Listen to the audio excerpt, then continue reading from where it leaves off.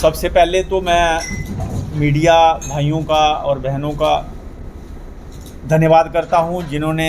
हमारे कार्यक्रम को कवर करने के लिए यहां पहुंचे। आज हमारे साथ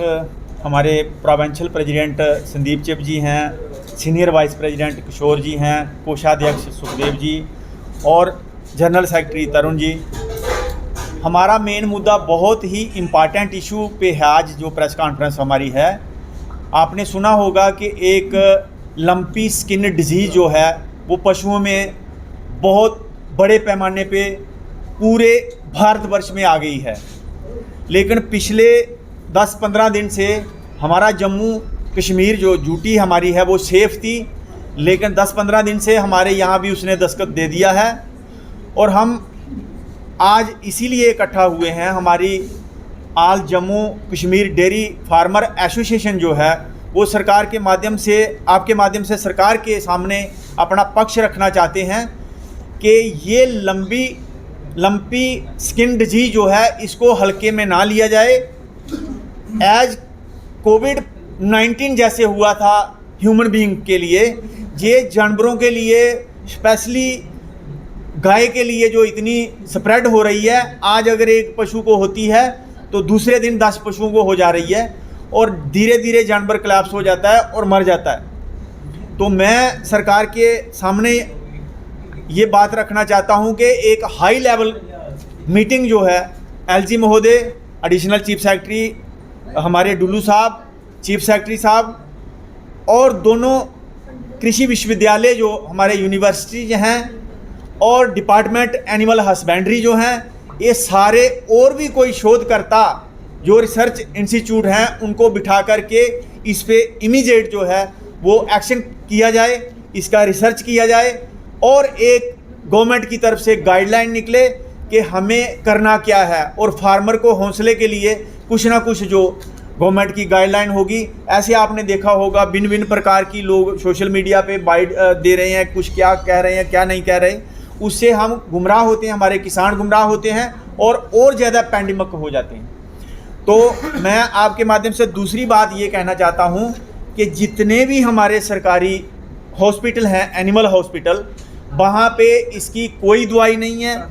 और कोई भी इलाज यहाँ नहीं हो रहा। एक गरीब आदमी के लिए प्राइवेट प्रैक्टिशनर हैं वो जो इलाज कर रहे हैं वो बहुत ही महंगा एक गरीब आदमी के ऊपर आहत प्रोड्यूसर है। तो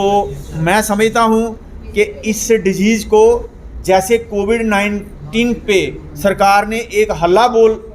शुरू किया था, जैसे स्प्रे करवाई थी सारे शहरों में उस वायरस को रोकने के लिए, इस वक्त एक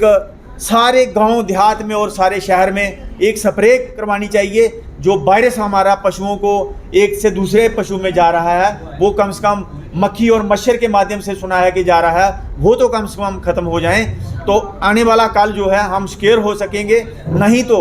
आपको फ्रेश कहू मिल्क जो है वो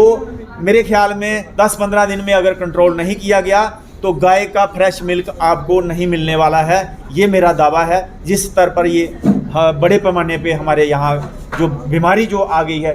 कल ही रूपाला जी जो भारत सरकार यूनियन मिनिस्टर हैं उन्होंने भी केंद्रीय स्तर पर एक मीटिंग बुलाई थी और राजस्थान में 8000 गाय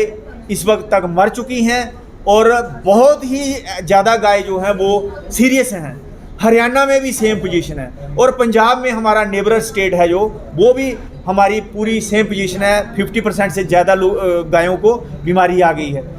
नंबर 2, हम सरकार को ये भी कहना चाहते हैं कि जितनी भी इंडक्शन हो रही है अभी तक, जो इलीगल या लीगल, उसको टोटली बैन करना चाहिए। कोई भी पशु बाहर से हमारे जम्मू कश्मीर में ना आए, उसके आने की वजह से ही हमारे यहाँ बीमारी फैली है। इवन के बमियाल के रास्ते आपने सुना होगा कि स्मगलिंग भी होती है और वो भी एक बीमारी का कारण बन सकता है। तो मैं चाहूँगा कि सरकार पूरा बॉर्डर जैसे कोविड-19 के समय में तारबंदी करके सील हुआ था, उसी तरह से वो बॉर्डर सील हो जाए ताकि कोई भी पशु वो हमारा यहाँ ना आ सके। और जम्मू में जितने भी एरियाज़ में ये बीमारी फैली है, आरएसपुरा में, बिश्नाह की साइड, जोड़ियाँ की साइड, और हमारे मडाल फलाएं वाली साइड जिस एरिया में है उस एरिया में युद्ध स्तर पर इसकी